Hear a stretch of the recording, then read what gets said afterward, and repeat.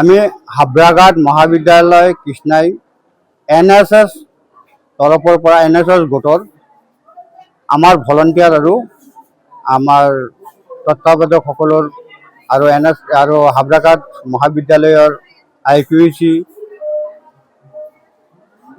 দ্বাৰাই আয়োজিত যেটো হেলথ চেক আমাৰ কেম্প চলি আছে আৰু এইবাৰ 3 দিনীয়া প্ৰগ্ৰাম কৰি আমি লৈছো।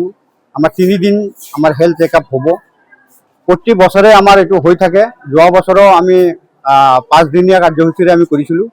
এইবাৰ 3 দিনীয়া কাৰ্যসূচী লৈছো আৰু এই 3 দিনীয়া কাৰ্যসূচীত আমাৰ মহাবিদ্যালয়ৰ যিমান ছাত্ৰ ছাত্ৰী আছে সকলোৱে ইয়াতে হেলথ চেকআপ কৰিব।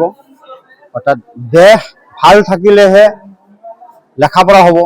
গতিকে যেতিয়া নেকি বেমাৰ আজাৰ আমি যদি চেকআপ কৰি ল'ব পাৰোঁ তেতিয়াহ'লে আমাৰ পাঠদান কৰাত বিৰাট ভাল হ'ব।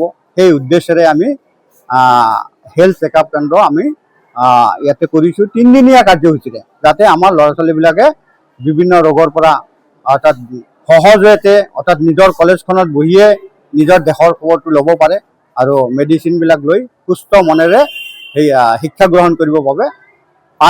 তাৰ বাবে আমি আমাৰ হাবৰাঘাট মহাবিদ্যালয়ৰ NSS ইউনিটৰ তৰফৰ পৰা হেল্থ কেয়াৰ চেকআপৰ ভাল ডক্টৰ আহিছে। তাৰ পৰা আমাক সকলোকে চাই আছে, ভাল অতিথি আছে। সেইকাৰণে আমি সকলোৱে আমাৰ শৰীৰ দেহ মন ভাল নাথাকিলে শৰীৰো ভাল নাথাকে। সেইকাৰণে আমাৰ ডক্টৰ আমাক ভাল মেডিচিন দি আছে। আমাৰ